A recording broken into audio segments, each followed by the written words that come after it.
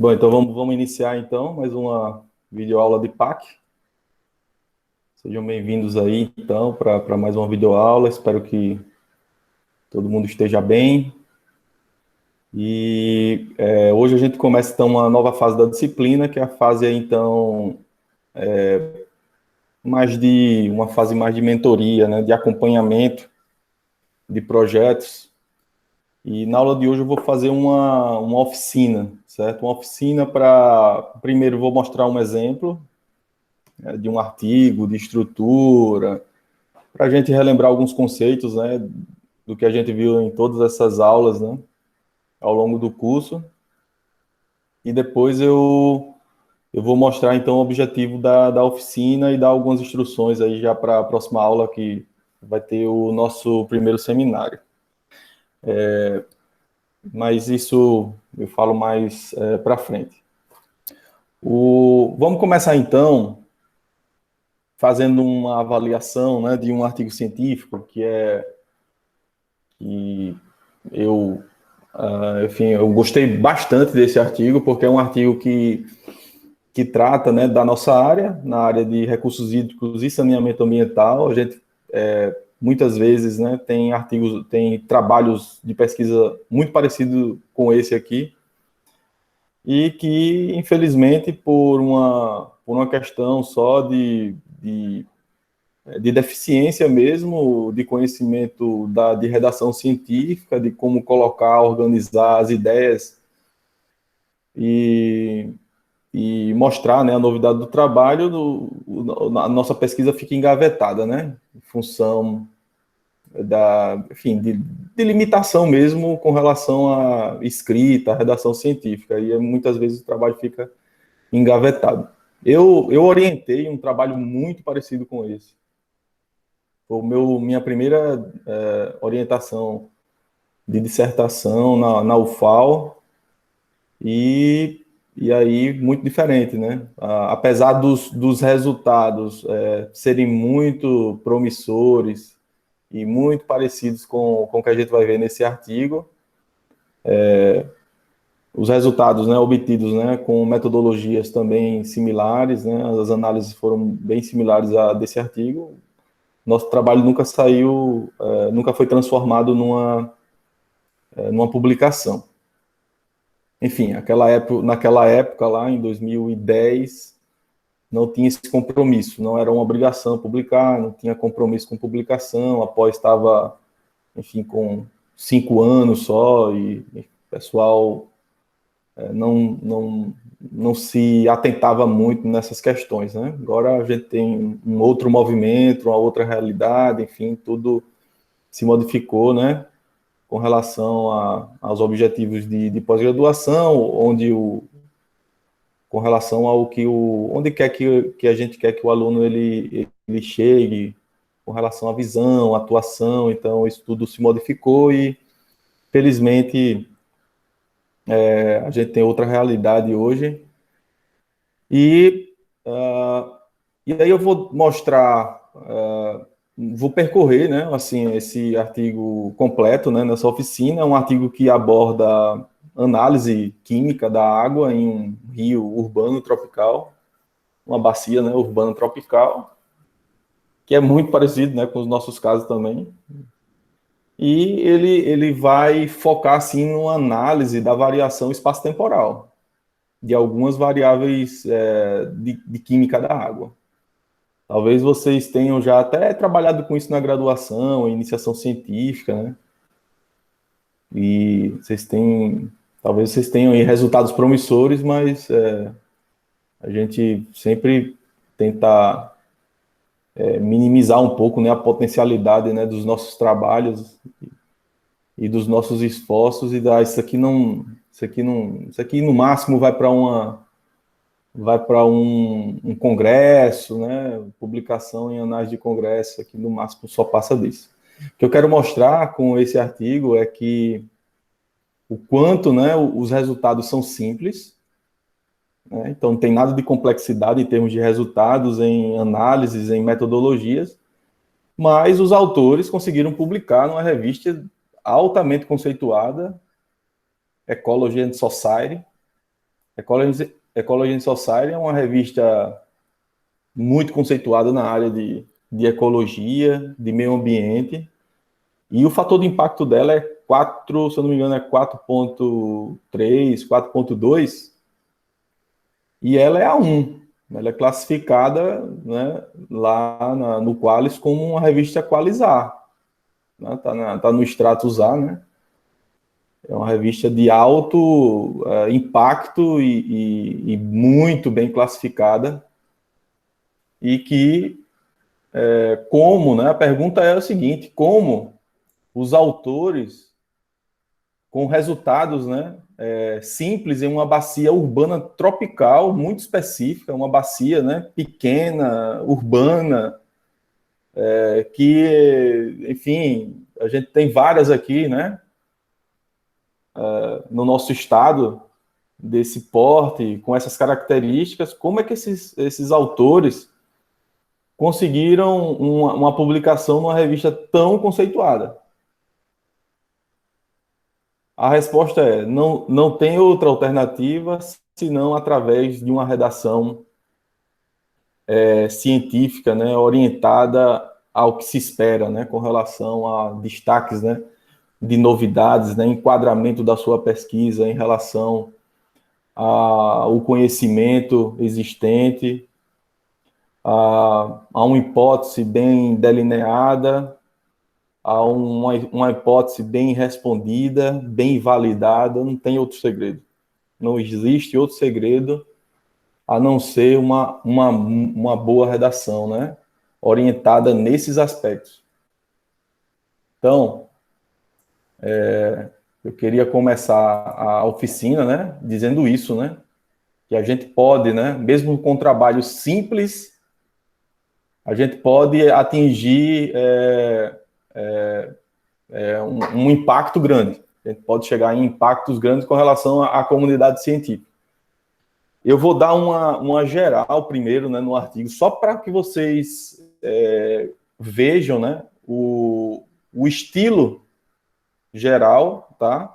A estrutura geral. Depois a gente vai aqui entrar em cada item, né, do artigo, né? Resumo, introdução, mas eu queria dar uma visão geral aqui do artigo primeiro, né, antes de fazer essa avaliação mais detalhada. Então, como eu falei, o artigo ele tenta explorar aqui, né, a questão de variação espaço-temporal da química da água em uma bacia urbana tropical. Ele usou uma estrutura bem simples, né, para isso: introdução, métodos, né, metodologia, resultados, discussão, e deu, acabou. Não tem nenhum tópico de conclusão. Depois eu explico por que não tem um tópico de conclusão. Em algumas revistas aí não é esse item não é obrigatório. Então as conclusões elas aparecem naturalmente, né, no item de discussão. Então tem um item aqui de agradecimentos, a literatura citada, né, que são as referências, e acabou. Então, um artigo aqui com 11 páginas. 11 páginas, um formato muito compilado. Agora, deixa eu mostrar para vocês uma coisinha aqui. Olha a dissertação aqui, ó. Dissertação aqui desse... Eita, desculpa, não é essa não. Essa daqui, ó. Olha essa dissertação aqui. Efeito das ações antrópicas na qualidade da água da bacia do Riacho do Silva, em Maceió, Alagoas. Olha o título. Essa aqui foi a dissertação, minha primeira orientação aqui. Olha quantas páginas. 181 páginas. 181 páginas. Isso tem cara de artigo? Isso tem cara de artigo científico? Isso aqui vai ser publicado um dia? Do jeito que está? Infelizmente, nunca. Apesar de ser o meu trabalho aqui, ter meu esforço, mas infelizmente isso aqui nunca será publicado do jeito que está. Olha o título: Efeito das ações antrópicas na qualidade da água da bacia do Riacho do Silva. Olha que coisa específica. Bacia do Riacho do Silva, em Maceió, Alagoas. Quem lê de fora aqui, ó? Onde é que é Maceió? Onde é que é Alagoas? Bacia do Riacho do Silva. Interessa para você? Eu passaria direto. Se eu olhasse esse título aqui numa revista científica, eu não ia me interessar nem pelo resumo. Valeu o resumo. Então, porque é muito específico, né? Uma coisa muito específica, muito aplicada a essa bacia, que já tá, o nome da bacia já está aqui, o local já está aqui no título. Então, bem provável que as conclusões sejam locais. Bem provável que os autores não tenham conseguido generalizar suas conclusões. E olha a diferença, né? E olha a diferença, né? No título aqui. Mesmo trabalho, mesma temática. Olha que título interessante para ler. Variação espaço-temporal da química da água num rio, numa bacia urbana tropical. Olha o enquadramento, né, da área de estudo, né, de uma maneira mais generalizada, bacia urbana tropical. Ele pegou a característica da bacia e não o nome da bacia, e não a bacia do Riacho do Silva. Ele pegou a essência do trabalho, são as variações espaço-temporais da química da água. A essência do trabalho também está aqui. Então, esse é um exemplo claro, né, de como, apesar da temática ser a mesma, dos resultados serem parecidos, enfim, das análises serem parecidas, a gente tem um precipício, né, entre esses dois trabalhos, com relação à redação científica, e aí, infelizmente, né, aquele trabalho da maneira que está, não vai atingir, né, a comunidade, infelizmente. E esse trabalho aqui, ele se tornou atrativo ao ponto de ser aprovado numa revista de alto impacto, como vocês viram lá. Bom, o que eu queria mostrar para vocês também, e também encorajar vocês, é que vocês não precisam, né, escrever 200 páginas na dissertação de vocês não são obrigados a isso. Se vocês apresentarem a dissertação em formato de artigo, vocês contemplam todas as partes, né? Todas as exigências textuais que uma dissertação requer. Então, a opção é sua, ponto, de escrever uma redação, de escrever uma dissertação em um formato que algumas pessoas chamam de formato tradicional. Algumas pessoas chamam assim. Não, eu gosto de ler uma dissertação no formato tradicional. Para mim, isso aqui não é um texto científico, é um relatório. É um relatório técnico, né? Mas não é um texto científico. Então, a opção de seguir o caminho, né,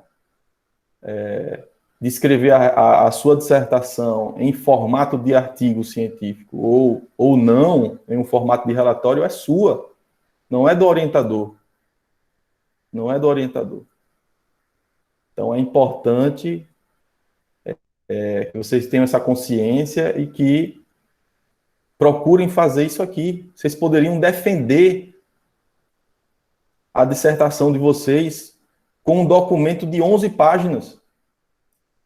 Sim, é possível. Número não quer dizer qualidade, número de páginas não quer dizer qualidade. Vocês poderiam defender a dissertação de vocês com 10 páginas, 15 páginas. Não enfim, o pessoal já vem praticando isso, né, em outros programas de pós-graduação. Vocês podem pesquisar, programa, por exemplo, onde eu fazia parte também como docente, da biologia, diversidade e conservação dos trópicos. Vocês podem procurar lá as dissertações mais recentes, vocês vão ver o formato. São formatos já de artigos, né? A exigência lá já é o artigo publicado, aceito antes da defesa. Então, aqui não, aqui a gente não requer a publicação antes da defesa, né? Mas ao título, assim, a titulação, sim. Então, é importante que vocês vejam esses exemplos, né, bem-sucedidos de dissertação. Eu já vi dissertação na matemática com 15 páginas, na física também. E a gente escrevendo com 100 páginas, pensando que quantidade é qualidade. Não é, pessoal, não é. Fujam dessa estrutura tradicional, o pessoal chama dissertação tradicional. Não é. Acabou. Está no passado isso aí. Não é mais realidade esse estilo de dissertação. Colocando 40 páginas de revisão bibliográfica, 40, 50 páginas, 60 páginas de revisão bibliográfica. Não é mais realidade. A dissertação, ela não foi feita para ser lida por um leigo, ela foi feita para ser lida para quem está trabalhando na temática, para quem tem algum conhecimento. Então não cabe, né, uma revisão bibliográfica de 60 páginas, 50 páginas, cabe para você, para o seu conhecimento. A revisão bibliográfica é pessoal, é de conhecimento, é de cunho pessoal, e não da comunidade científica que já sabe sobre aquilo ali. A comunidade científica da temática, ela já sabe sobre aquilo. Por que você vai escrever? Não vale a pena, não vale a pena. Esse artigo, a revisão bibliográfica, ela está embutida na introdução, como a gente vai ver. A revisão, que é o conhecimento, né, prévio, né, é o histórico científico da temática, está embutida na introdução. Então, não há necessidade de ter um tópico específico na dissertação de revisão bibliográfica. Não existe e não é obrigatório. Não é obrigatório. A gente vem com essa ideia, né, desse item de revisão bibliográfica já desde a graduação, né? No TCC, muitos colegiados, né, colocam esse item até como obrigatório, né? Mas ali eu entendo que eu não vejo nem problema com relação a isso a nível de graduação, porque eu acho que a nível de graduação a contribuição ela precisa ser menor, né, com relação à contribuição técnica científica, ela tem que ser pequena, e o item de revisão bibliográfica pode ajudar algum colega também, né, que está no mesmo nível, que é leigo também, então, sobre aquela temática, né, então, aí sim, mas no caso de uma publicação científica, não cabe. Por quê? Porque você não está escrevendo para um leigo, você está escrevendo para uma comunidade que já tem um conhecimento prévio. Tem até uma história bem interessante, né, sobre um colega lá no IPH, e numa defesa de plano, onde ele começou, né, dando essa contextualização, essa parte básica de conceitos, de revisão bibliográfica. Então, quando chegou nessa parte e ele começou a gastar, sei lá, 30 minutos, né, falando sobre essa parte, um membro da banca se levantou e fez: pare tudo. O que é que você acha? Você acha que a gente não sabe disso? Para você estar falando. Eu sei que é um pouquinho ignorância, eu nunca tinha visto isso na minha vida, né? Do membro da banca interromper uma apresentação, mas já era no ambiente de pós-graduação, né? Mas mesmo assim, eu nunca vi, eu também não faria isso, não concordei, mas aconteceu, do membro da banca se levantar, pedir para parar a apresentação e dizer o que é que o aluno estava pensando, né? que a banca não sabia sobre aquilo, e que fosse direto logo ao que ele queria propor, qual era a contribuição dele, quais eram as hipóteses. Ele estava interessado nisso e não em saber que a água, 5% da água é doce, 0, está nas geleiras, indisponível. Não interessa. Não interessa. Qual é a sua contribuição? Onde é que você quer chegar? E aí aconteceu isso, né? Mas, enfim. Vamos, então, andar aqui, né, geral, sobre esse texto aqui. E vou começar, então, pelo resumo. Eu colori aqui o resumo, né? E a gente vai fazer um exercíciozinho. Aí eu queria, depois que vocês abrissem o microfone para participar comigo, eu colori, né, o resumo, né, em algumas partes, e queria que vocês também identificassem, fizessem esse exercício comigo, né, para identificar cada parte desse resumo. Então, vocês podem abrir o microfone e vocês fiquem à vontade para contribuir. Bom, ele começa o resumo, eu demarquei aí um resumo bem estruturado. É aquilo que eu tinha falado para vocês, né? Que é a maneira mais usada, né, na comunidade científica, é elaborar resumos estruturados como que a gente está vendo aí. Então, os elementos são colocados em praticamente partes iguais. A gente vê que o conteúdo de cada parte é praticamente, né, igual ali, né? Ele usa uma ou duas frases no máximo ali para cada elemento, né, que ele traz ali no resumo. E primeiro ele começa assim, ó. Bom, lembrando ali, né, que ele está fazendo uma investigação da variabilidade espaço-temporal da química da água numa bacia urbana tropical. Aí ele começa assim: atividades urbanas e relacionadas à infraestrutura alteram os padrões naturais das condições químicas e físicas do rio. De acordo com a síndrome do rio urbana, rios urbanos, né, são caracterizados por altas concentrações de nutrientes e íons e pode ter uma temperatura elevada, concentrações de oxigênio também variadas. Aí, nesse caso aí, o que é que ele está tentando mostrar, né, para o leitor? O que é que vocês acham aí? Alguém pode sugerir o que é isso aí? Quando ele está falando sobre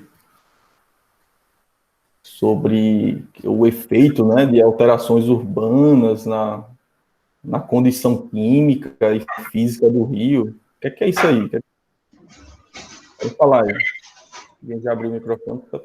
Pode falar. Contextualização aqui. O pessoal está digitando aqui no chat, mas eu queria que vocês falassem aqui, porque eu não tô com 2 computadores hoje não, tá, pessoal? Então, vocês falem aí. Mas, assim, vocês estão colocando aí que é mais sobre uma contextualização, né? Correto, né? Uma contextualização da grande área, da temática, e ele trouxe isso em 2 frases, bem rápido aqui, né? Trazendo o leitor exatamente para a temática.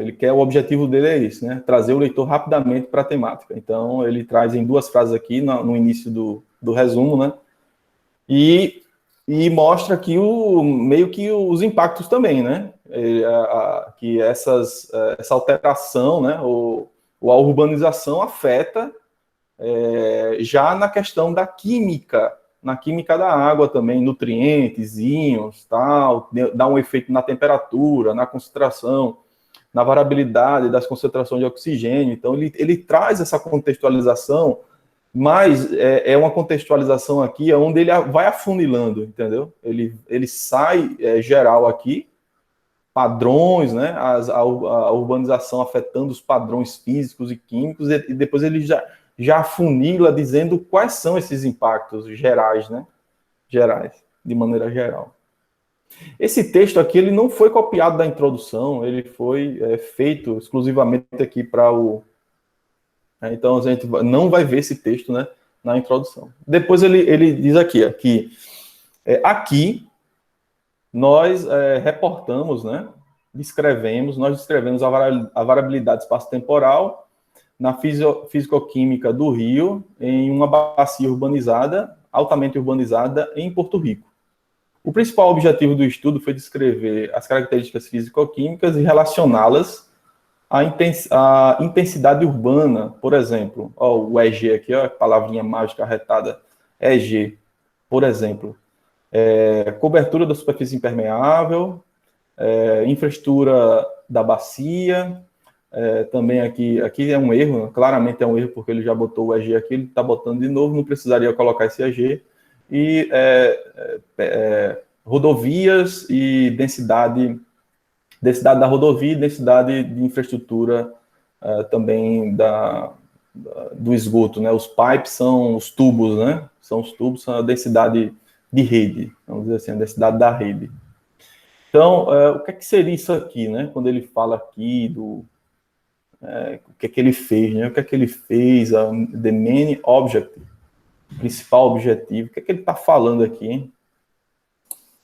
O objetivo, né? Como o próprio nome já está dizendo, né? Isso, então ele já traz, exatamente, ele já traz o objetivo aqui, né, do trabalho, claramente, o objetivo principal, obviamente, o trabalho ele tem objetivos secundários, tá? Os objetivos secundários, eles vão convergir para o principal, mas ele traz aqui, claramente, né, que é descrever as características físico-químicas. Bom, aí, e relacioná-las, né? Relacioná-las à intensidade urbana. Então, ele está fazendo daqueles 3 tipos de trabalho, pessoal, que eu passei para vocês. De descrição, associação ou interferência. Que trabalho é esse?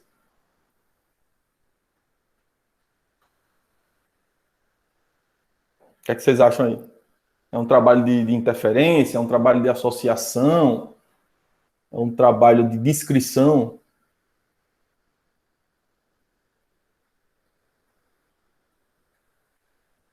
Ninguém respondeu. Todo mundo caladinho, beleza. Eu acho que é descrição, professor. Descrição.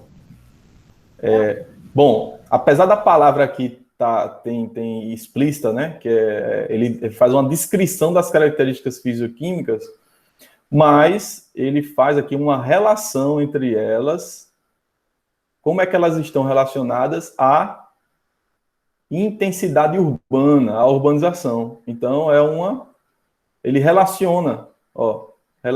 Então, é um trabalho ou de associação ou de interferência, de avaliação causa e efeito. Então, no caso aqui, quem é o objeto de causa? O objeto de causa é a urbanização, que vai dar um efeito na qualidade da água, certo? Então, ele na verdade, então, ele não é um trabalho puramente descritivo.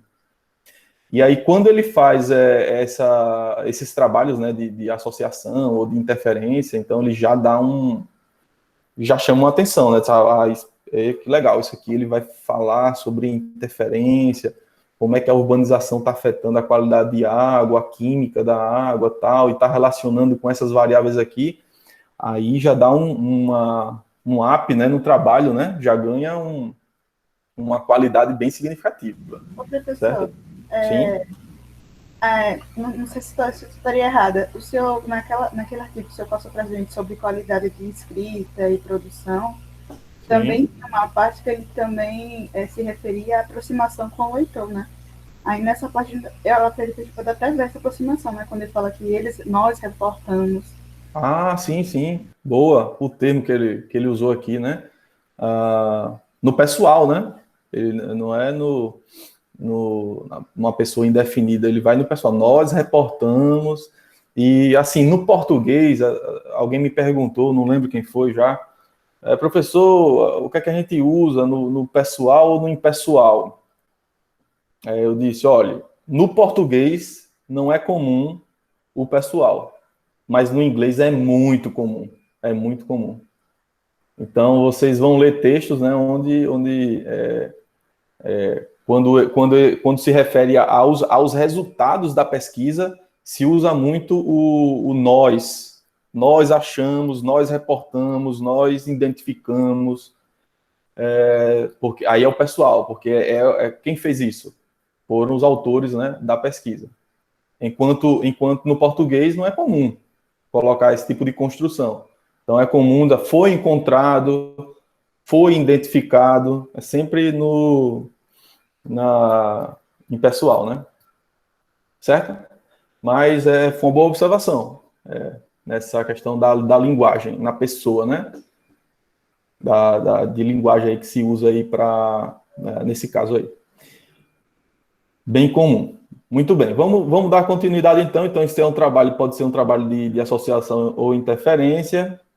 E aí ele continua aqui. A bacia do rio Piedras, na área metropolitana de San Juan, Porto Rico, é uma das mais urbanizadas regiões da ilha. O rio Piedras apresenta altas concentrações de soluto e essas concentrações aqui foram relacionadas a fatores na bacia, tais como a cobertura impermeável, porcentagem de cobertura impermeável. Aí ele continua dizendo o seguinte: a variabilidade temporal nas concentrações de íons, ela não segue muito a sazonalidade. Certo? A variabilidade temporal das concentrações de íons, né, ela falha um pouco, né, na questão da sazonalidade. Como feito, né, também observado para outros parâmetros medidos, exceto temperatura e tal. Então, o que é que ele está trazendo aqui, pessoal? O que é que ele está trazendo aqui, ó? Nesse espaço, o que é que vocês acham?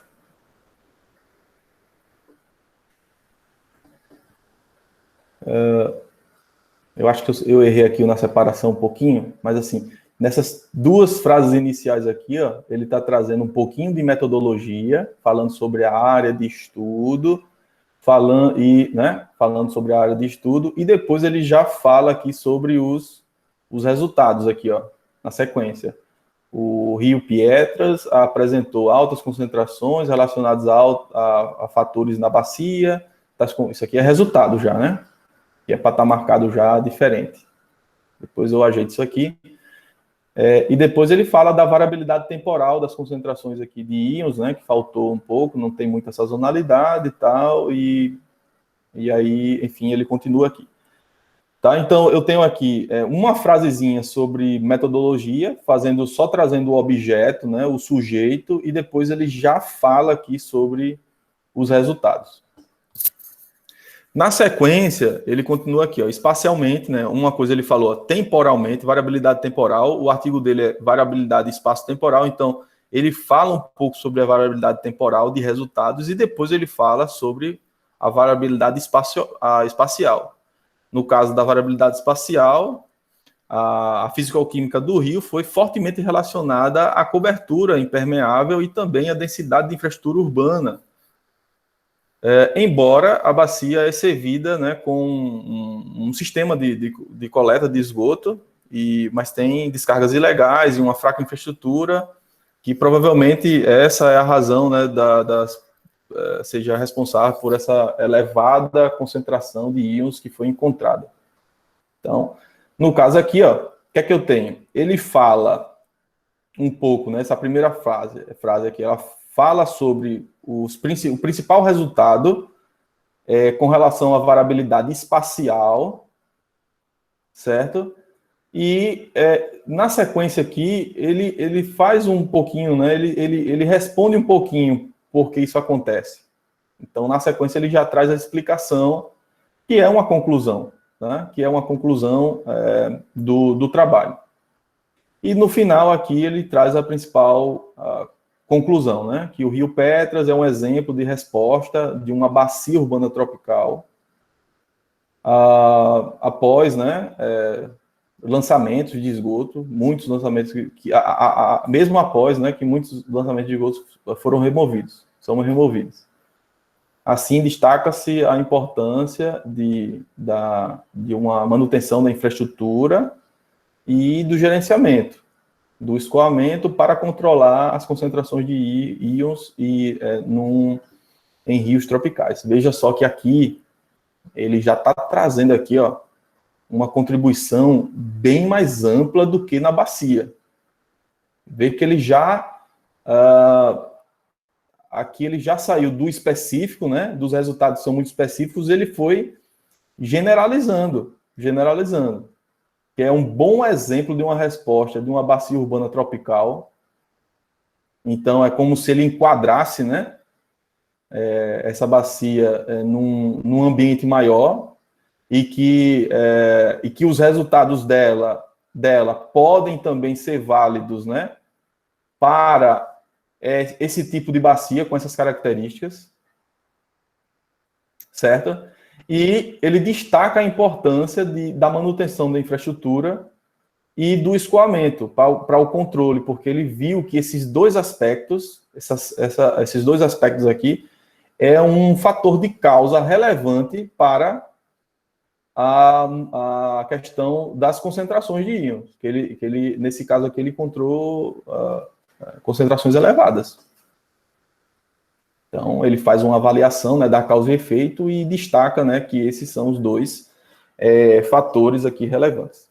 Então, vejam que resumo, né, estruturado, mas não é um resumo recortado. Não é um resumo recortado. É um resumo muito bem escrito, que sai, né, do geral para o específico para depois para o geral. Ele sai do geral ali na contextualização, depois ele vai para o específico, que é o trabalho, depois ele apresenta o específico dos resultados, depois ele vai apresentando as conclusões e vai generalizando essas conclusões. Tudo isso em menos de 300 palavras. Não é enfim, não é impossível, não é uma coisa do outro mundo isso aqui. O conhecimento da redação científica fez, né, os autores levaram os autores à construção desse texto. Certo? O que é que eu tenho que colocar no abstract para o abstract ele ser melhor assimilado pelos leitores? Eu tenho que escrever dessa maneira, fazendo esse movimento. Os leitores precisam identificar essas partes. Os leitores precisam identificar cada parte dessa. Precisam identificar que eu coloquei contextualização, objetivo, resultados, conclusões. Eu preciso dessas partes, são obrigatórias. Né? Então, a gente precisa também procurar fazer nessa linha. Sim? Apesar de precisar disso tudo, a ordem e como a gente coloca isso tudo vai interferir muito na qualidade. Por exemplo, eu já vi artigos fazendo trabalhos que vinha o objetivo na frente ou o resultado na frente. Perfeito.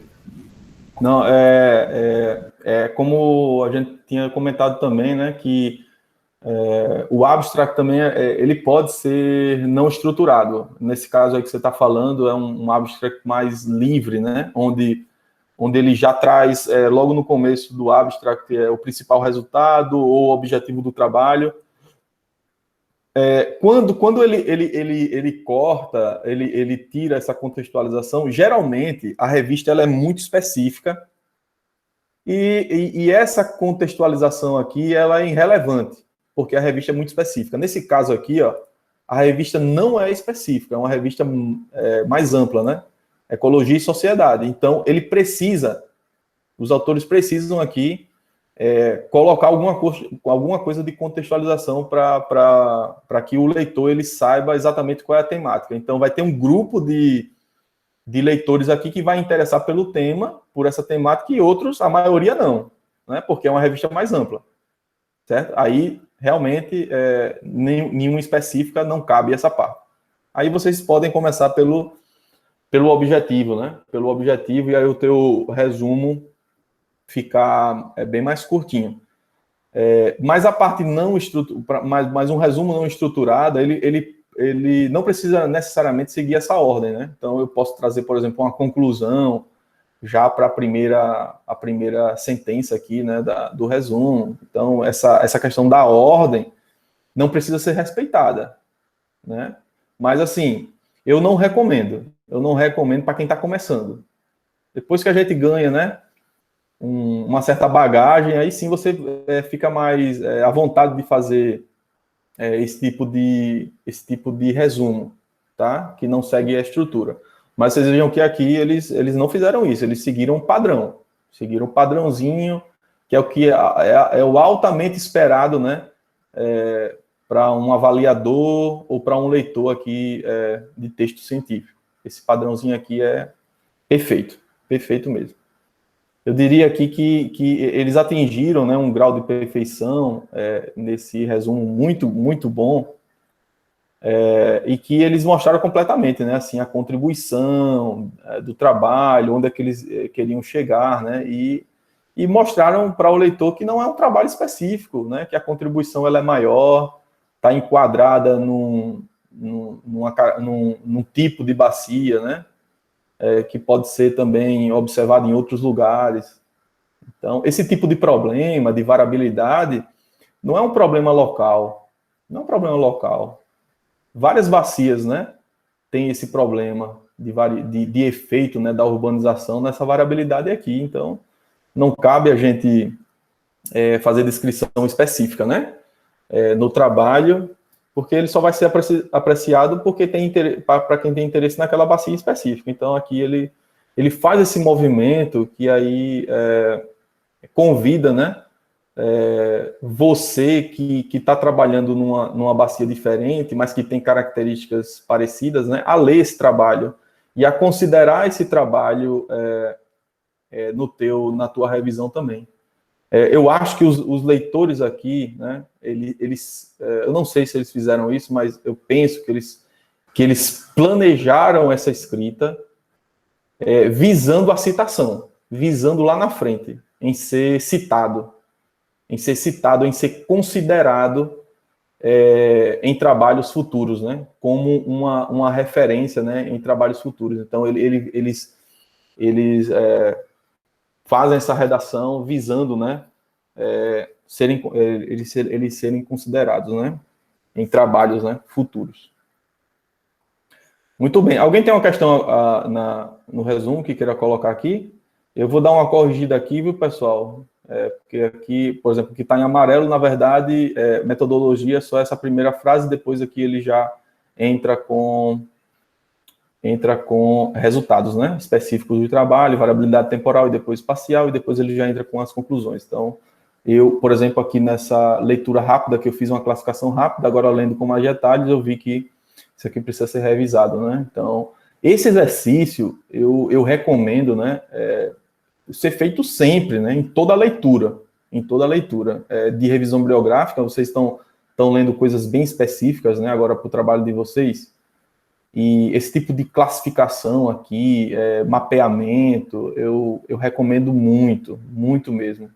É tão simples fazer isso, né, no PDF, que vale muito a pena, né? Depois que vocês pegarem de novo o trabalho, vocês vão enxergar muito mais fácil, né, o trabalho, né? Esse tipo de... Só colorir, né, aqui as partes para enxergar essa estrutura. Eu recomendo muito, né, em todos os trabalhos que vocês fizerem, seguirem esse exemplo aqui. Alguém tem alguma questão aqui ainda? Posso passar para frente? Muito bem. Vou seguir em frente, já que ninguém tem nada a questionar sobre os resultados, nenhum comentário, sobre o resumo. Vamos passar para a introdução.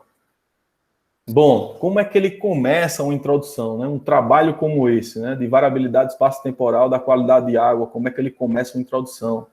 Bom, a revista é geral, ele vai seguir aqui, né? A contextualização. Ele vai seguir a contextualização. Mas vejam que a contextualização não é uma cópia do que se apresentou no resumo. Então, ele diz assim, ó, atividades humanas transformaram, né, de forma muito grande, né, o ambiente e o planeta. Atividades humanas, né, transformaram o ambiente e o planeta, criando novas condições nas quais sistemas humanos são os fatores principais. Áreas urbanas são um tipo de manifestação extrema da presença humana, como elas severamente até alteram a paisagem natural. Efeitos urbanos, a maioria dos efeitos urbanos em ecossistemas naturais são derivados a partir das suas transformações no ambiente. Isto é, olha que palavrinha legal essa aqui. Ó. Isto é, eu uso bastante isso aqui. Viu? Isto é, conversão de vegetação natural para superfícies impermeáveis ou para construções. E a produção de lixo que muda o fluxo de energia e de matéria dos ecossistemas, frequentemente alterando a função dos ecossistemas. Como a população humana aumenta sua presença nas cidades, as áreas urbanas tornam-se importantes fontes de alteração do ecossistema. E aí, ó, vocês observem uma coisa que eu queria destacar aqui, nessa contextualização para vocês, né? O que eu falei muito na disciplina também.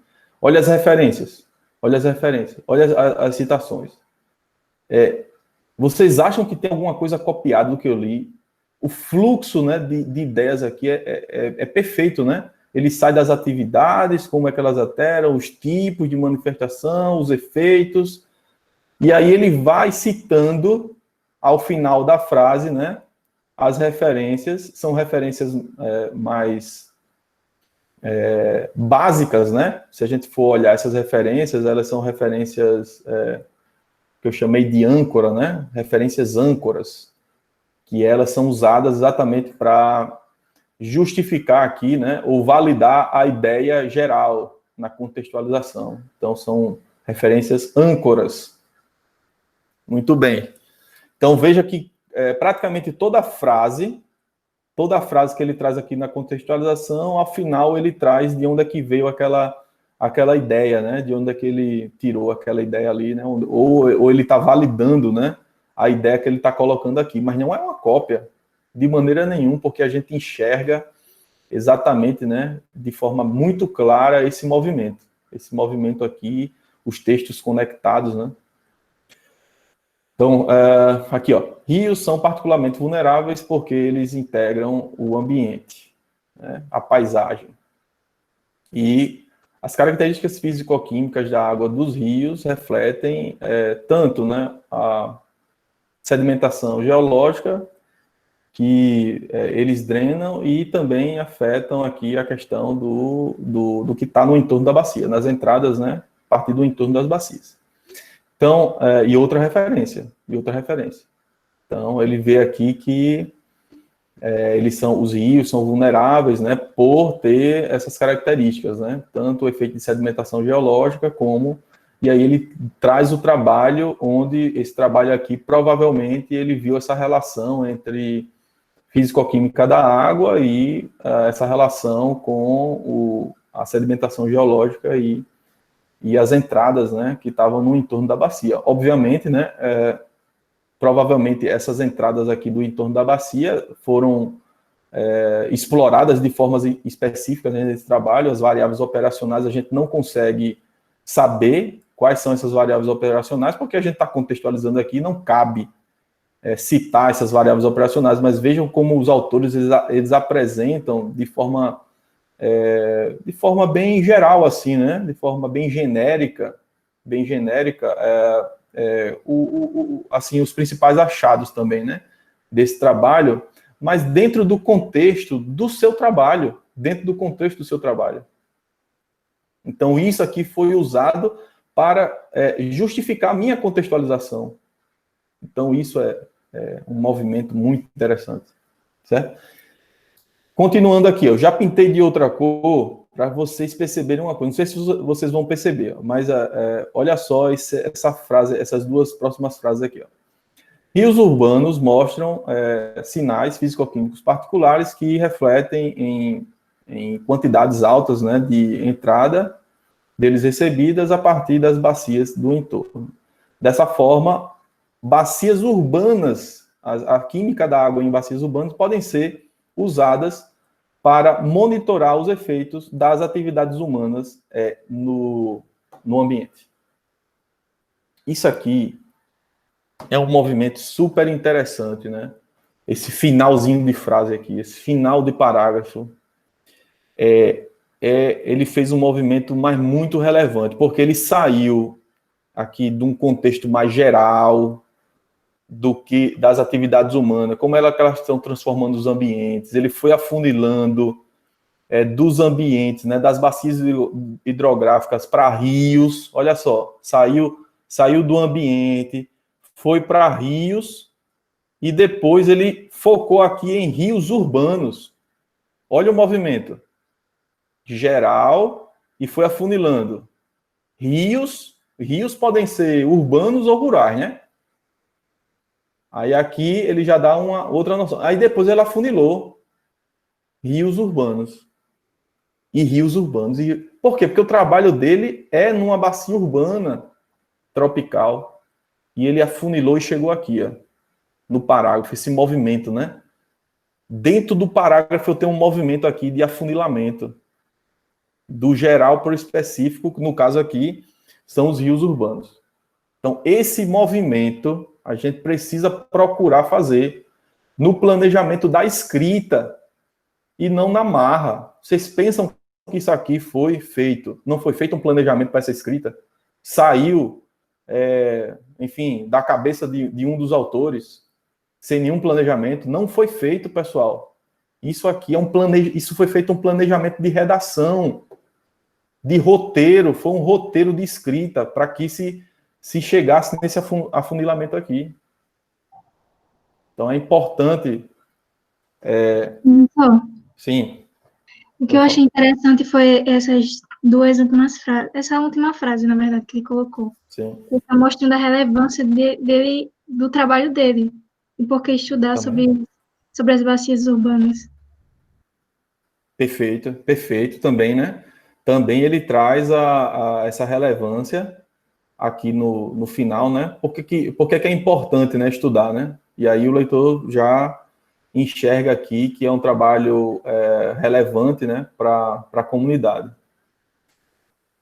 Joia. Então, ó, como ele foca aqui em rios urbanos, aí é um abraço, né? Porque ele já, no próximo parágrafo, ele já funilou aqui, e agora eu entro com uma revisão bibliográfica específica, né, sobre o histórico científico sobre esses impactos em rios urbanos. Olha que legal. Olha que legal. Aí é o meu estado da arte, né? Eu saio da contextualização e já venho aqui para o estado da arte focado em rios urbanos. Mas eu queria ainda que vocês percebessem outro movimento agora nesse parágrafo aqui, ó. Vamos lá. Rios urbanos compartilham uma série de características que mudam um pouco, né, com geografia. A síndrome dos rios urbanos, isso é um conceito, né?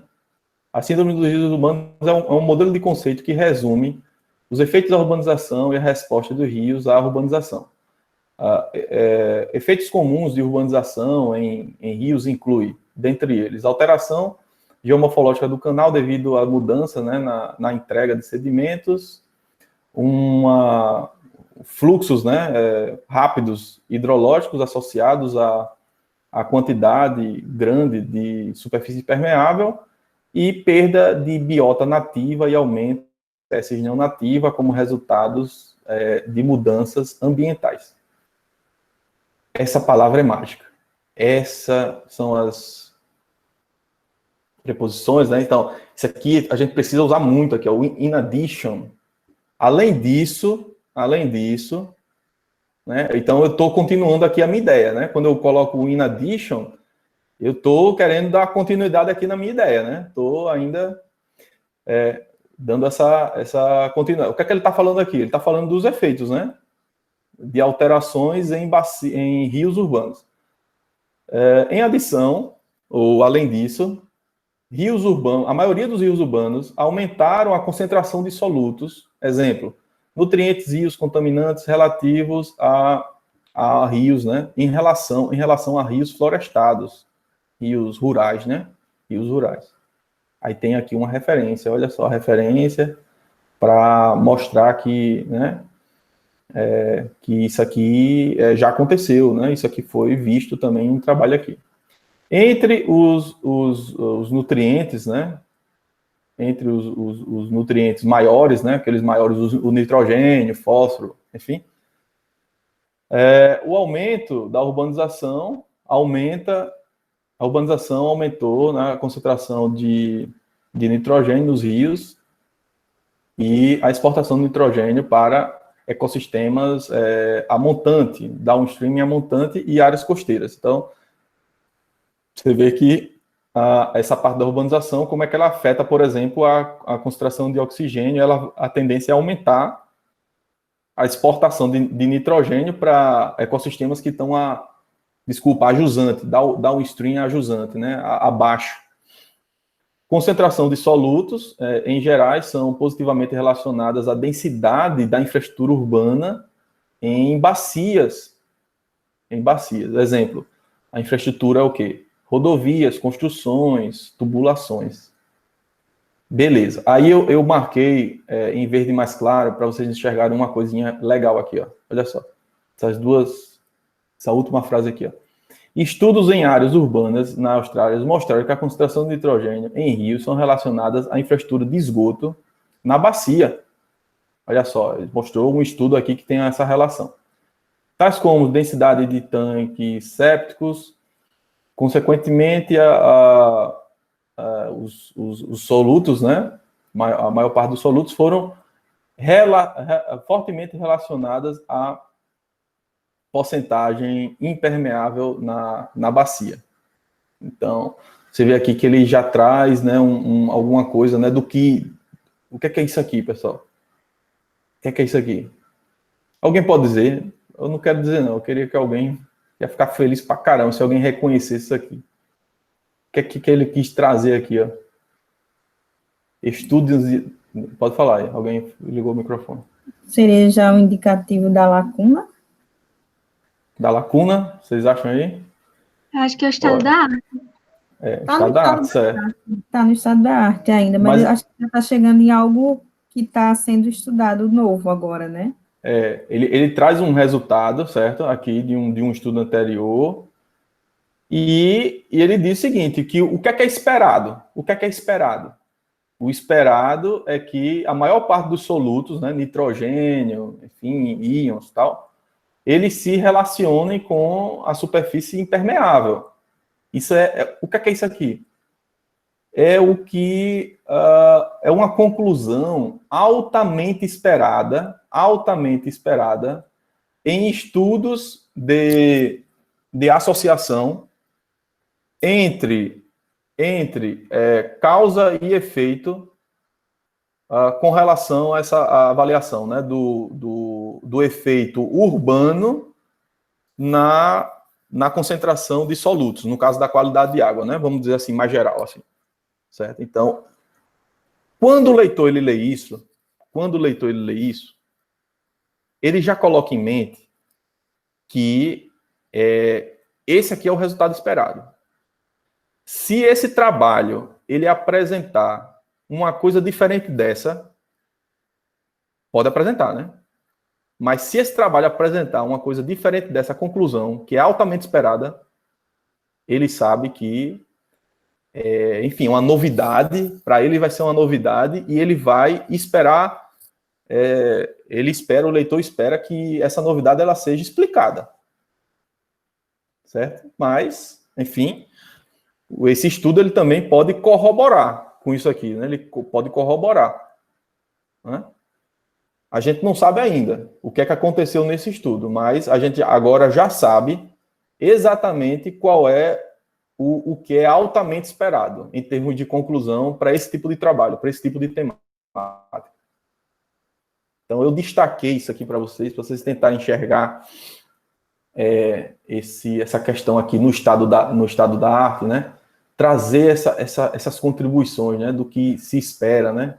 O que é altamente esperado, né? E aí vem aqui o trabalho. Muito bem.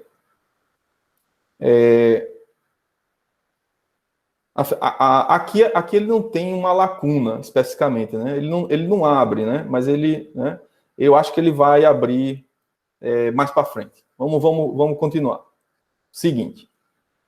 Olha só outro movimento aqui. Ó. Em rios urbanos, em regiões tropicais. Olha só que interessante. Outro parágrafo agora, com um afunilamento maior do que o anterior. Porque aqui ele estava falando sobre rios urbanos. Rios urbanos podem ser em ambiente tropical, no ambiente temperado, no ambiente subtropical, não está falando de onde é.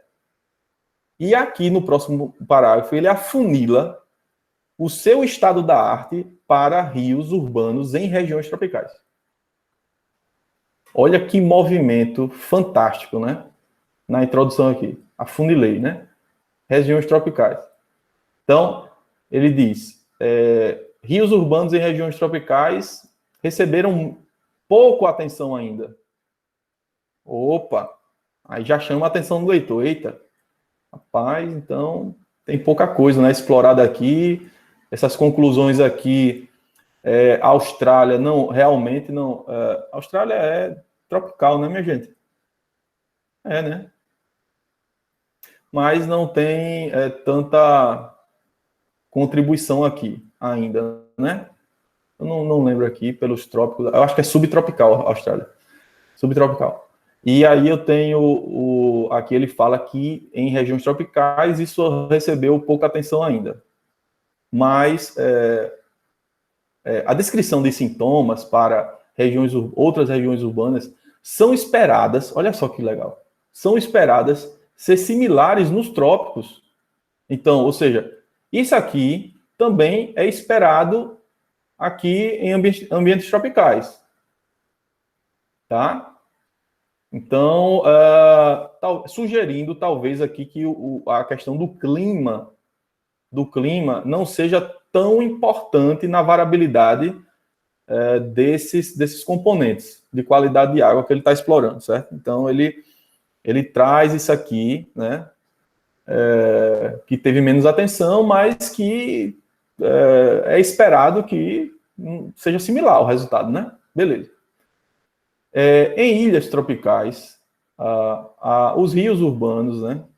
A síndrome também, né, dos rios urbanos aplicam no geral, com algumas modificações. Aí ele traz aqui uma contribuição.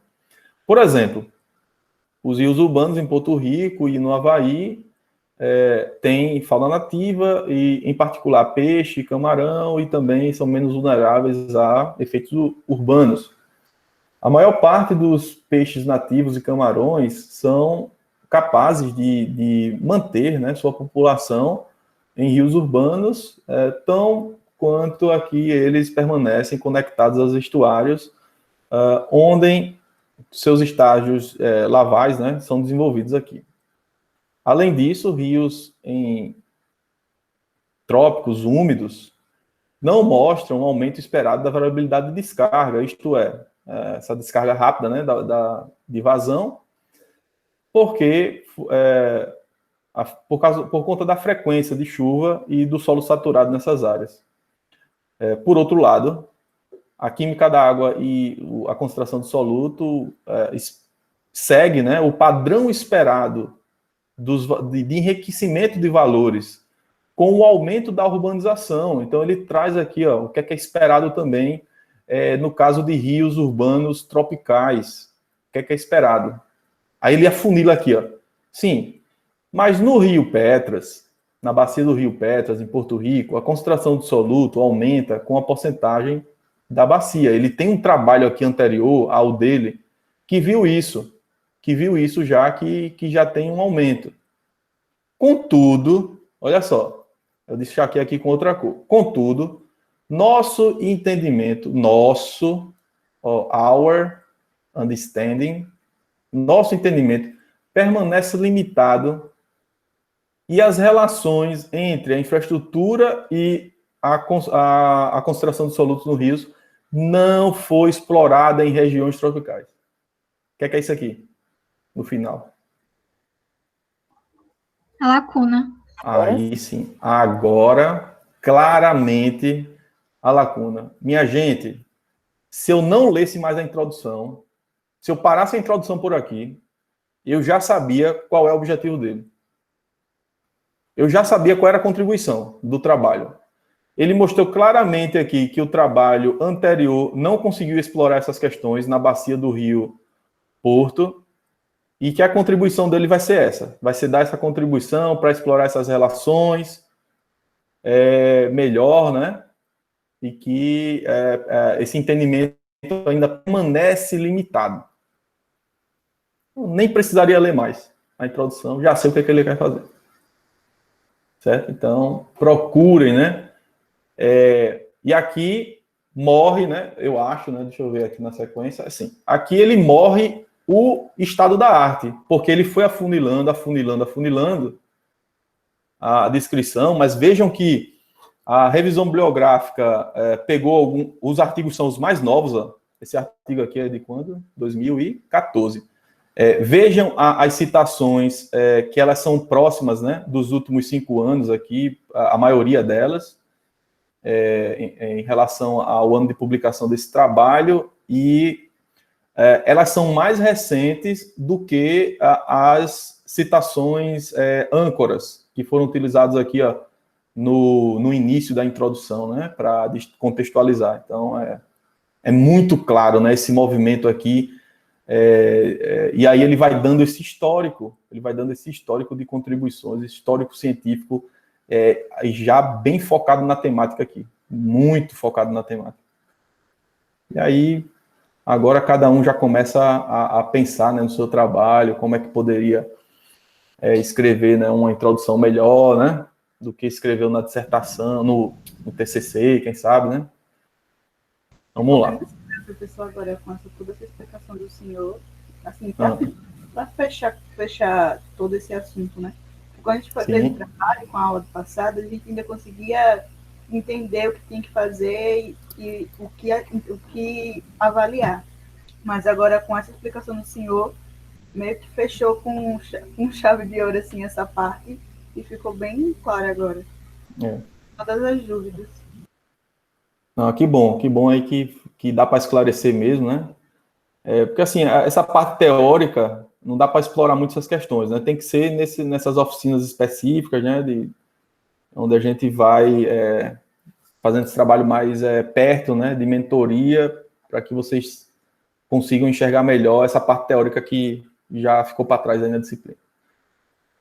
Beleza, aí no último parágrafo da introdução, você vê que é uma introdução que não tem uma página, veja que a primeira página tem, né, título, resumo, tal, aí ele vem a introdução e morre aqui, ó. Mais um parágrafo e morreu.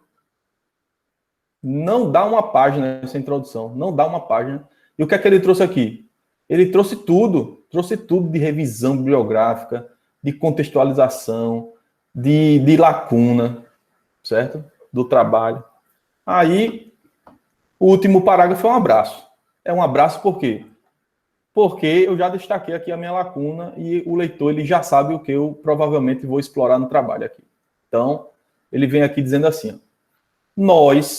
nós monitoramos, né, os parâmetros físico-químicos de água do rio semanalmente numa bacia urbana tropical em Porto Rico. O Rio Piedras é uma bacia urbana, altamente urbana, que drena, né, para a região metropolitana de San Juan, área em Porto Rico. É uma região uma das mais urbanizadas na ilha. Aí ele vem aqui, ó. Our main goal, nosso principal objetivo foi caracterizar variabilidade temporal e espacial das variáveis, né, físico-químicas da água e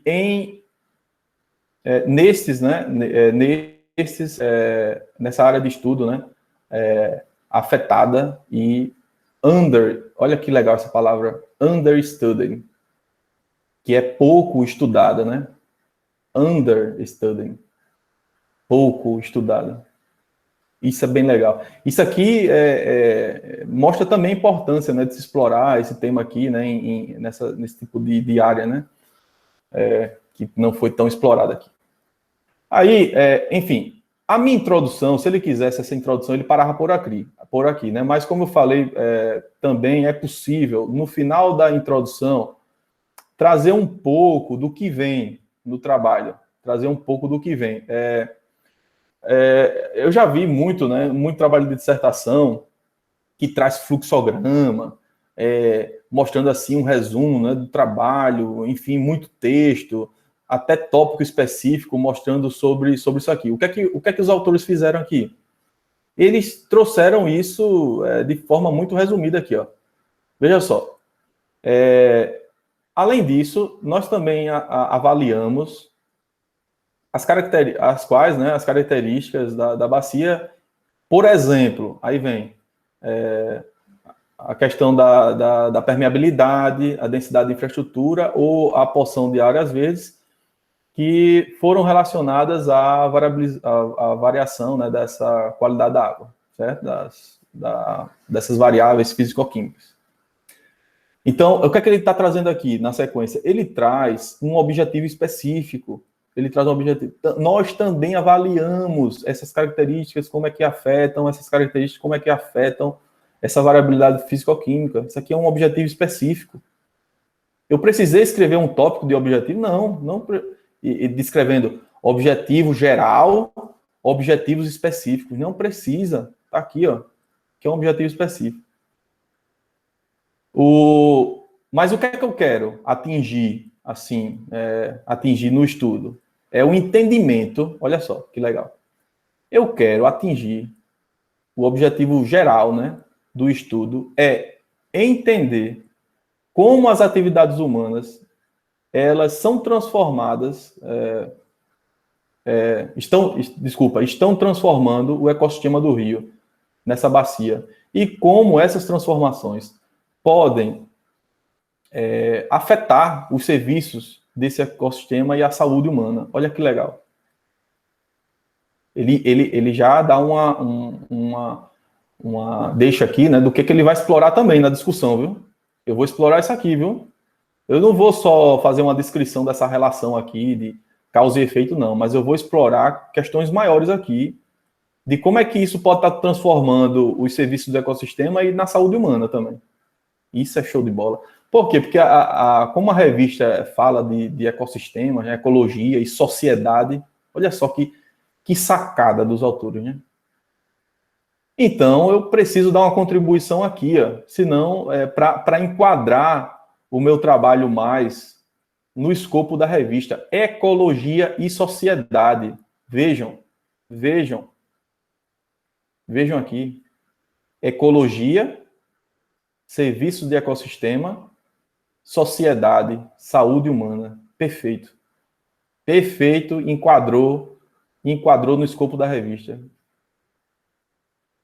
Não foi por acaso. Os autores não colocam isso por acaso. Eles pensaram nisso. A minha interpretação não saiu do nada, pessoal. Estou aqui, né, em função do que realmente a revista pede, né, do escopo da revista. Então, tem que fazer esse movimento, tem que enquadrar o trabalho, né, no escopo da revista. Porque é o seguinte, esse trabalho, ele poderia se limitar nessa questão das relações, né? Só que, como a revista é mais geral, aí provavelmente, não tenho certeza, mas provavelmente foi um pedido de algum revisor do trabalho. Rapaz, você tem que dar uma contribuição agora, como é que isso está afetando nos serviços de ecossistema e na sociedade. Aí o cara os autores leram aquela sugestão e disseram, realmente, a revista não é um artigo, né, que eu vou só descrever esse grau de associação e tal, então eu preciso explorar isso aqui. Aí, provavelmente, na fase de revisão, eles tiveram que escrever um tópico aqui na discussão, ó. Vamos lá, né? Ó. Relações com a infraestrutura urbana, saúde, certo? Como é que isso está afetando na saúde também, essas alterações. E para atender o escopo da revista. Alguém tem alguma dúvida com relação à introdução? Alguma questão mais? Eu tenho uma dúvida. Sim. No caso, em relação a essa parte do estado da arte, eu mostro o Certo. estado da arte para que eu possa chegar em uma lacuna e não necessariamente eu mostro o estado da arte dentro da minha lacuna, no caso. Eu não mostro trabalhos que estejam precisando da mesma coisa que eu para preencher a mesma lacuna. Sim, o ideal é fazer esse movimento aqui, que o estado da arte ele vá justificando a lacuna do trabalho. E a lacuna ela seja apresentada ao final do estado da arte. Essa lacuna aqui sendo destacada no final, né? E tudo aqui é justificativa, né? Esse histórico científico aqui, ele justifica e mostra de forma clara, né? Onde que eu estou, onde é que é a fronteira do conhecimento e o que é que eu preciso avançar ainda. Onde é que eu preciso avançar. Então, eu recomendo esse tipo de movimento aqui. Usar o estado da arte para justificar a lacuna e não a lacuna para justificar o estado da arte. Certo? Aí, no caso, eu não precisaria mostrar trabalhos que estejam diretamente precisando exatamente a mesma lacuna que eu. Não. Não? Não necessariamente. Mas você pode mostrar que esses trabalhos também, eles deram a contribuição nesse assunto, né? Mas que alguma coisa ainda pode ainda ser melhor identificada ou alguma coisa ainda permanece, né, com conhecimento limitado, mas assim, sempre usando esses trabalhos nessa mesma linha para justificar justificar a sua contribuição. E aí a lacuna, essa apresentação de lacuna, ela é matadora, né? Para isso. Ô, professor, então, no caso assim, por exemplo, eu tenho dois artigos que ele vai ser a minha história vai estar falando a minha história da arte, só que em um pega um lado A e o outro pega o lado B, e no meu artigo eu vou juntar os dois em um contexto só, em uma associação, né?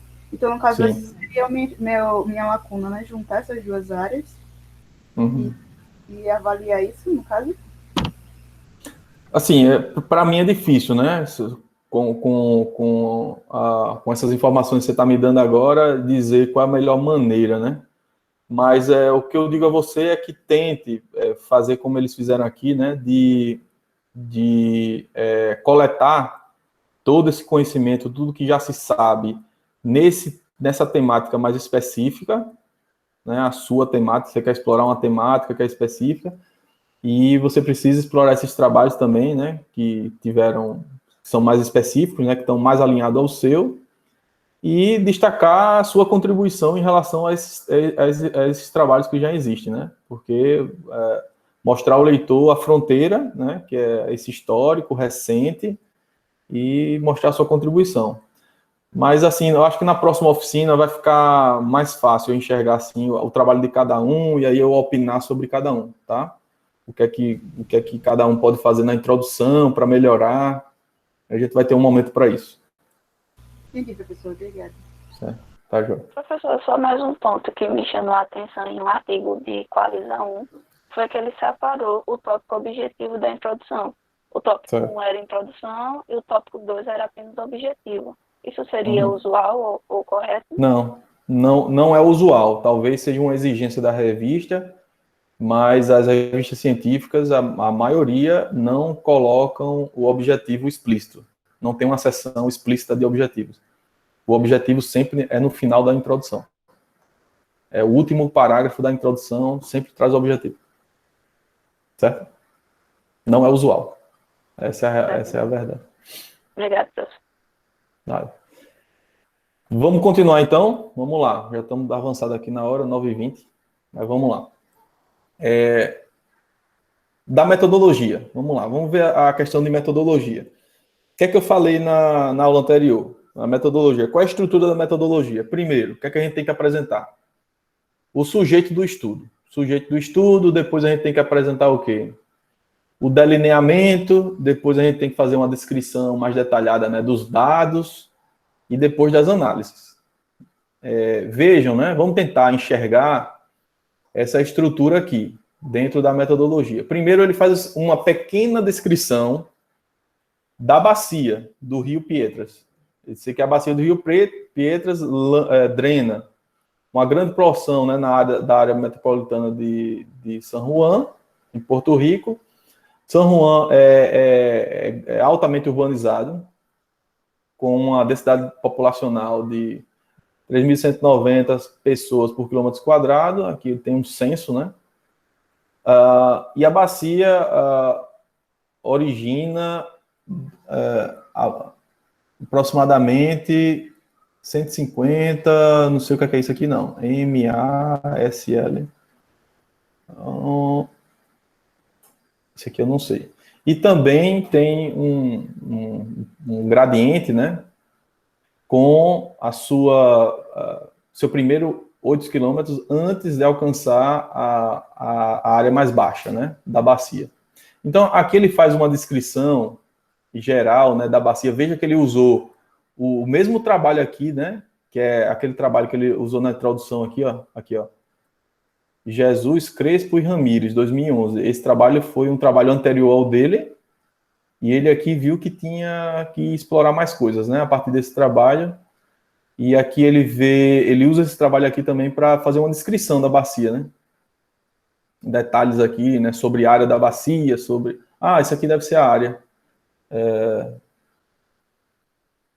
Deve ser uma unidade aqui de área, tá? Muito bem.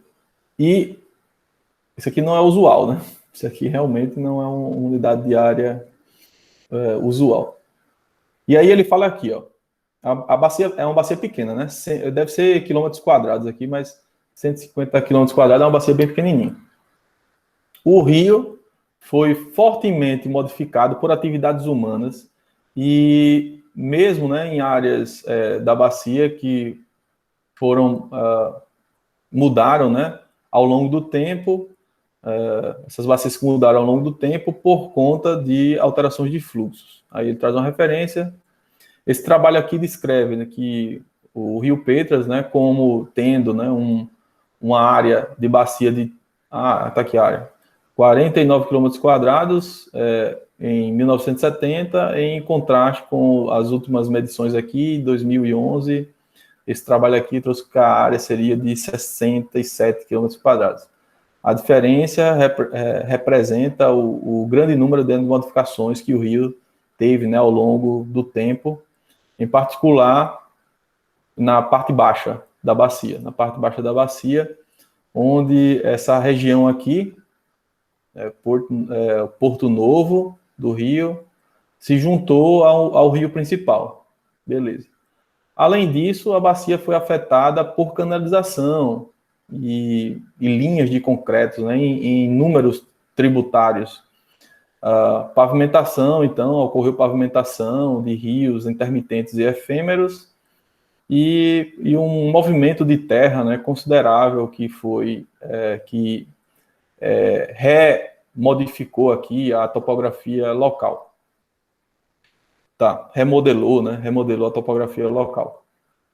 A superfície impermeável agora alcança 39% da área total, nos quais resulta em um aumento, né, do escoamento superficial. Por exemplo, né, com 72% da chuva, ela torna-se, né, escoamento superficial. Então, tem um trabalho aqui que fala sobre isso, beleza? Essa urbanização, né, na bacia, ele já traz aqui uma siglazinha, né, para a bacia aqui, que ele trouxe aqui no começo, né, para ficar usando, né, ao longo do trabalho, porque, enfim, consome muito espaço, né? Então aí ele traz uma siglazinha aqui para a bacia. Então a urbanização na bacia iniciou aqui pelas áreas costeiras. Assim, essa bacia aqui ela é mais fortemente urbanizada em áreas baixas, mais do que na parte rural e na sua cabeceira. Atualmente, a maior parte da bacia é servida por um sistema, né, municipal de água para abastecimento. E aí ele dá uma tabela aqui, onde ele quebra as bacias, aqui, ó, ele quebra a bacia em várias áreas, área 1, área 2, área 3, são subbacias, né? Olha só que figura legal, pessoal. Olha só que figura legal. Um mapa da localização de estudos. É muito bem situado, né? Aqui ele traz uma escala, aqui ele traz o norte, aqui ele traz as subbacias, ele traz a topologia do rio, ele traz aqui uma legenda muito clara, né? As bolinhas aqui são os lugares, né? Os sites, o rio Pietras, né? Essa feição aqui, que são as linhas, né? São os rios, o rio Pietras. As subbacias estão com um contorno mais forte e a bacia está com um contorno mais leve. Então ele traz... E aí a bacia está onde? A bacia está localizada aqui, ó, nessa parte escura, que faz parte aqui de Porto Rico. De Porto Rico. Então aqui é uma pequena região, né, de Porto Rico. Certo? Então é uma figura que traz não só a localização geral, mas também traz informações importantes aqui na questão das análises, lá na frente, né? Como, por exemplo, essa região 1, que é a região mais de cabeceira, a região 7, a região mais costeira. Está vendo aqui que a bacia, ela drena para o oceano. Né? Porto Rico é uma ilha, então ela drena aqui para o oceano e eu tenho essas características muito bem elaboradas, né? Então, uma figura que não necessitou trazer nenhuma cor, né? Elementos simples, uma figura que não está poluída e uma legenda muito clara, né? Ele diz aqui, o mapa da bacia do rio Pietras e Porto Rico. A bacia estudada foi delimitada baseado em um modelo de elevação digital de 30 metros. Os sites, né? Os números dos sites estão na tabela 1. Olha que legal. Os números dos sites são, né, conforme a tabela 1. Onde é que está a tabela 1? Está aqui em cima, a tabela 1, site. Site número 1, site número 2, site número 3, e assim vai, o nome, né? Mas o que é que ele está fazendo aqui, para facilitar o entendimento? Ó? Ele está numerando as subbacias de montante para jusante, de montante para jusante. Isso é bem legal, esse movimento, porque aí na cabeça do leitor, as bacias com números menores, né? Ele já sabe que é de cabeceira, e bacia com números maiores, ele sabe que já está mais perto aqui da parte baixa, certo? Então, isso é fantástico, porque eu não estou atrelando a minha área de estudo a nome. Imagina se eu fosse colocar um nome aqui, ó. Aqui seria a subbacia tal. Aqui seria outra subbacia com o nome tal. Isso ficaria muito mais difícil, né, para o leitor se guiar e compreender. Então, ele usa numeração, e essa numeração não é aleatória de montante para jusante, porque provavelmente ele achou algum padrão espacial nessa linha aqui, né, de montante para jusante. Então, a gente tem que procurar também fazer isso nos nossos trabalhos. Uma coisa interessante aqui nesse primeiro parágrafo da metodologia foi que ele trouxe primeiro uma pequena parte, né, sobre a bacia em termos de área, tal, aqui e tal, e depois ele vem trazendo informações importantes, como, por exemplo, quanto a bacia é impermeável, qual é o coeficiente de escoamento da bacia. Então, ele traz informações importantes que estão dentro do contexto do seu trabalho, certo? Então, estão dentro do contexto do seu trabalho aqui, e isso é importante trazer na descrição da área de estudo, e não só fazer uma descrição crua ou superficial, né, de onde é que ela está localizada. Então, preciso trazer mais elementos aqui para o leitor. Por exemplo, aqui, ó, ele traz aqui na última frase desse parágrafo, sobre a coleta de esgoto, como é que é a coleta. Ele diz que a coleta é maior na parte baixa do que na parte alta. Ele fala aqui sobre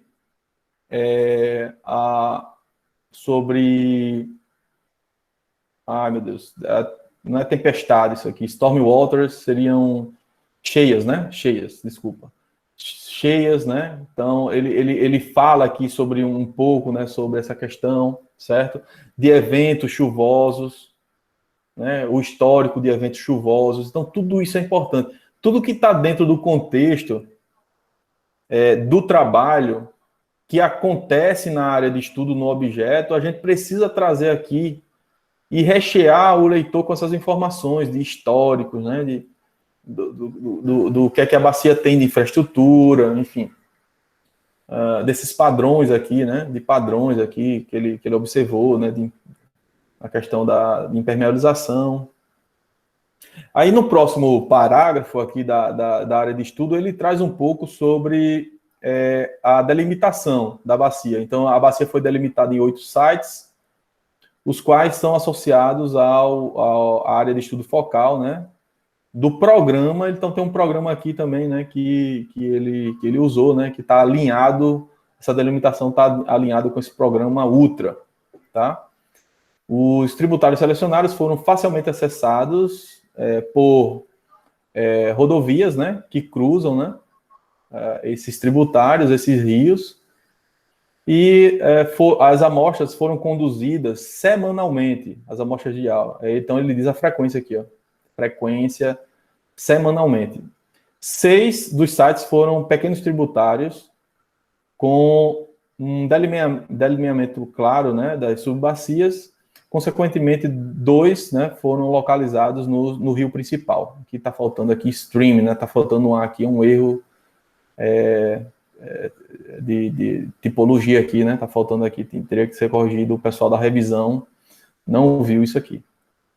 E 2 Outra aqui também. 2 rios principais foram selecionados nas proximidades, perto das proximidades da estação geológica. Então tem estação geológica aqui que provavelmente que monitora a parte de vazão. Então eles fizeram aqui 2 pontos de coleta também próximos a essas estações. O primeiro, que é o site 3, está localizado próximo à estação tal, essa estação aqui com código tal, uma estação provavelmente de vazão, que drena essa área aqui e reporta uma vazão média de tanto, né? 0,61 metros cúbicos por segundo. Beleza? Então, isso aqui, até a frequência aqui, ó, ele dá, um registro de 18 anos, onde a gente tirou essa vazão média aqui. E o segundo site, que está no rio principal, ele está localizado nessa estação aqui de vazão, e tal, ele traz informações também com a descarga anual aqui de 1,6, provavelmente essa estação aqui está mais ajusante, né, porque tem uma vazão maior. Muito bem. Então ele traz informações aqui dos dados utilizados, né? Quais foram os dados utilizados, os pontos, né, que ele usou aqui para monitoramento. Ele ainda não fala sobre as análises, né, que ele fez de monitoramento, né? Então ele só falou o delineamento, né? Ele não falou das informações mais específicas sobre as análises que foram feitas nas coletas, né, em relação às coletas, tá? Então aqui ele fala mais do delineamento amostral, Então aqui ele fala do sujeito, aqui ele fala do delineamento amostral. Aí ele faz um tópico específico aqui, ó, que ele fala como é que ele delimitou essas subbacias. Ele usou o software tal, ele usou o modelo numérico de terreno, usou o ArcMap, beleza. Aí ele continua aqui, vamos ver. A parte de linhas, né, de esgoto e de abastecimento de água, ele obteve a partir com as autoridades, né, de Porto Rico, referentes a saneamento. A parte de rodovias, ruas, ele obteve a partir do censo. As estruturas aqui ele obteve através dessa referência aqui, que é a parte, provavelmente foi a prefeitura de Porto Rico. Eles usaram aqui uma imagem satélite com resolução de 4 metros, né, para acessar aqui a parte de cobertura do solo, fazer uma classificação de cobertura do solo, e para obter essas variáveis aqui, que ele usou no trabalho, né, que é a parte de superfície impermeável, enfim, a área, Muito bem, e aí ele chega aqui, enfim, como é que ele calculou isso para cada e ele disse que ele calculou isso para cada subbacia, usando essa ferramenta de processamento aqui, o ArcGIS, beleza, o ArcMap, muito bem, e aqui, então eu tenho o quê, pessoal? Eu tenho como é que ele tratou o dado. Então ele tinha o dado aqui, que seria a imagem de satélite, e ele tratou o dado para obter essas variáveis aqui. E para fechar aqui a metodologia, ele traz aqui em detalhes quais foram as coletas, as análises, né, o período de coleta, quais foram as análises de qualidade de água que eles fizeram em cada ponto desse, né, foram 8 pontos.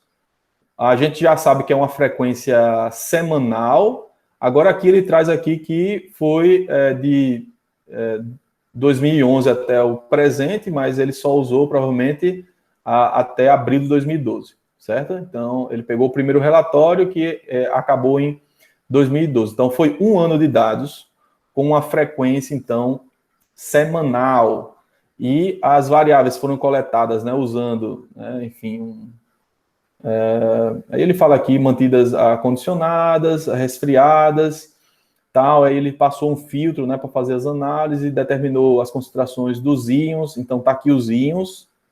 Olha, ele não precisou descrever por que ele fez esse íon, por que ele fez esse íon, o que é que ele representa. Não precisa. O pessoal dessa área, né, específico, ele sabe qual a importância de cada íon desse, né? Enfim, essa informação conceitual mais básica. Então aqui ele traz, ó, nós determinamos as concentrações dos maiores íons, tá? Qual foi o equipamento utilizado para isso? Ele usou esse um equipamento de cromatografia, e também ele conduziu análise da química da água. Então, outra parte aqui eles mediram, né? pH, condutividade específica, temperatura, com uma sonda multiparâmetros, beleza? Aí especifica a marca. Isso aqui é importante, né? Porque essa marca aqui, a gente pode acessar o site da marca e pode ver a precisão. Ele não apresenta especificamente aqui, né, a precisão, né, de cada parâmetro, né, avaliado pela sonda, mas ele diz qual é a sonda. Então isso é acessível, né? Então isso tem como ter acesso. Então uma descrição muito resumida, né? Veja só, um parágrafo com 4, 5 frases, ele consegue descrever de forma completa as análises que eles vão fazer, as fontes dos dados, né, os equipamentos que eles usaram para obter os valores das variáveis operacionais.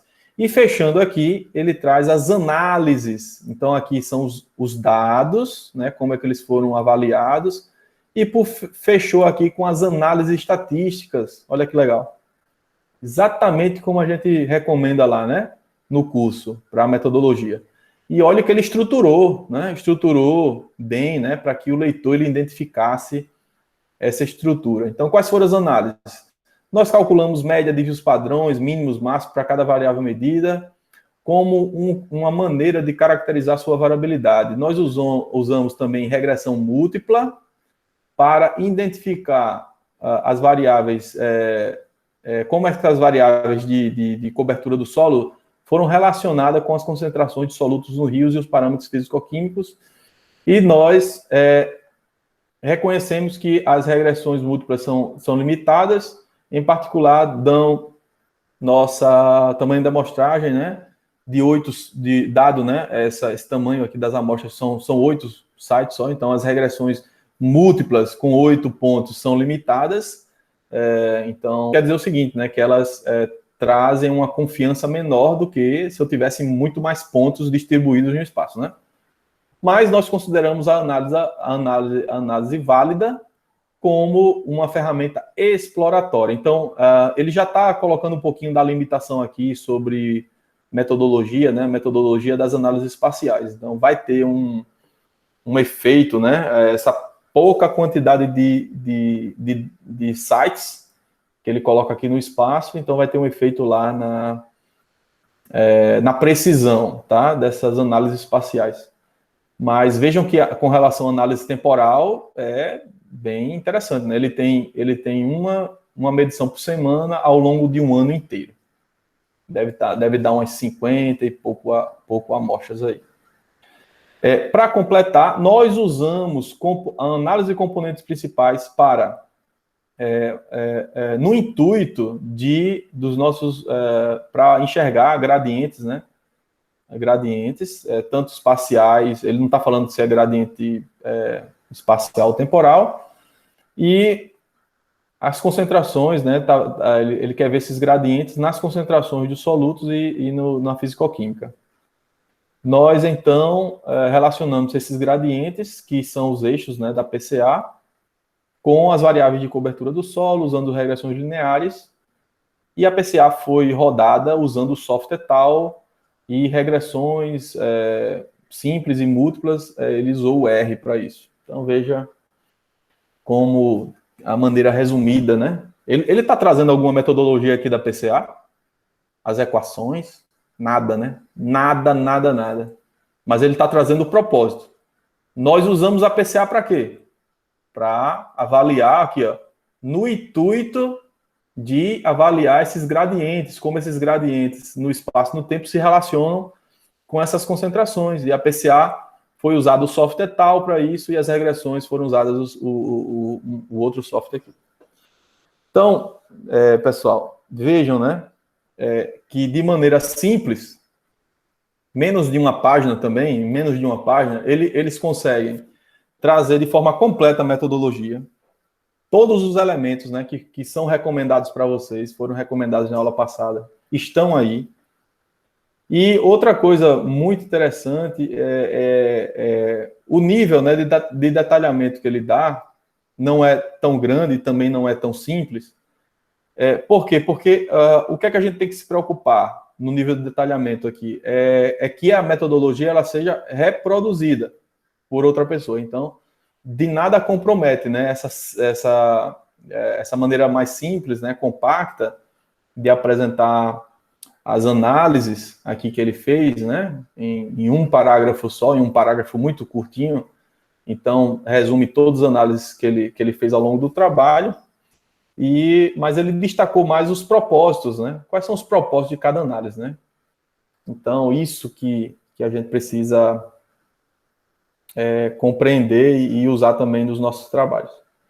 Bom, o que é que eu vou fazer agora, né, de oficina? Eu vou parar por aqui, né, senão já vai ficar muito cansativo, e vou dar uma continuidade na próxima aula sobre resultados e discussão. Eu vou passar esse material, vou colocar lá no Cigarra para vocês também, né, quiserem ler de novo e fazer uma análise mais detalhada, vocês podem ler de novo. Mas, para fechar a aula, eu queria combinar uma coisa com vocês. Já tem possibilidade agora, né, com essa análise mais exploratória e detalhada do resumo, introdução e metodologia, vocês já conseguem fazer um roteiro teórico do plano de pesquisa, certo? O plano de pesquisa. O plano de pesquisa vai até metodologia. Ele não traz resultados, ele não traz conclusões, mas ele traz essa parte até a metodologia, né? O que é que vocês querem explorar? Então, o que é que a gente precisa fazer? Vocês vão precisar apresentar um roteiro teórico, que é chamado outline, para a redação científica de um plano. Não é o plano. Não sei se vocês estão me compreendendo. Eu não quero que vocês apresentem um plano de pesquisa. Eu quero que vocês apresentem um roteiro, que é uma estratégia de escrita que vocês vão utilizar, né? Qual é a estratégia de escrita que vocês vão utilizar para o plano de pesquisa, que vai até a metodologia, até onde a gente viu na aula de hoje, certo? E para isso, eu quero guiar vocês, né, nesse trabalho do roteiro teórico, usando esse documento aqui, que é da oficina, esse trabalho é um artigo científico, né? Ele fala assim, redação científica e qualidade dos artigos, em busca do maior impacto. Nesse trabalho aqui de redação, ele traz um anexo aqui muito legal e que vocês vão usar como roteiro para fazer esse trabalho. Então, é o roteiro para a elaboração das principais ideias do artigo científico. Então, em resumo, vocês precisam responder essas perguntas na introdução e nos métodos, seguindo a estrutura recomendada aí, que a gente vem falando para vocês. Então, na introdução, vocês precisam responder: qual é o tema principal do estudo? O que já se sabe sobre o tema? O que ainda não se sabe sobre o tema? Quais são os objetivos da pesquisa? Os objetivos são claros e bem definidos? E organizar a introdução de forma que o encadeamento das ideias seja evidente e que o texto seja informativo, conciso e estimule a continuidade da leitura, né? Então, tendo o fluxo de ideias. Então, vocês precisam responder essas questões aqui nesse exercício do roteiro teórico, certo? Nos métodos, né? As perguntas são: qual é o desenho do estudo, né? O delineamento. Qual é a população do estudo? Qual é o sujeito? Quais são os critérios de inclusão e exclusão considerados? Quais foram os materiais e procedimentos utilizados? Quais foram as ferramentas? Como foi realizada as análises dos dados? Quais foram os procedimentos éticos realizados? Né? Nesse caso aqui, eu acho que não deve ter ninguém, né, que precisa de uma autorização ética, não vai trabalhar com organismos vivos, né? Então, isso aqui cabe mais para esse tipo de trabalho. Eu acho que para vocês não cabe responder essa questão. Mas essas questões precisam ser respondidas na metodologia. E aí, vocês podem, né, fazer um... isso deve ser feito para qualquer manuscrito. Esse e para os próximos na vida de vocês. Qualquer manuscrito, vocês precisam responder essas questões antes de escrever. Fazer um roteiro, né, do que é que vocês vão considerar em cada elemento, né, da introdução e da metodologia, o que é que vocês vão colocar. Então, esse trabalho vocês vão entregar na semana que vem, tá? Isso aqui. E na semana que vem a gente dá uma continuidade com a parte da oficina, com a parte de resultados e discussão, certo? E daí a gente fecha a parte de disciplinas. Opa, sim. Professor, a gente tinha falado com o senhor que semana que vem, quinta-feira, dia 27, é feriado municipal. Não tem. Aí o senhor tinha dito que adiaria para a semana seguinte. E também temos que falar sobre o agendamento da avaliação, que o senhor respondeu no fórum, que a gente poderia rever a data. Pode. Bom, deixa eu fechar a aula aqui, para fechar essa gravação, viu? Porque daí a gente continua conversando. Ô, professor,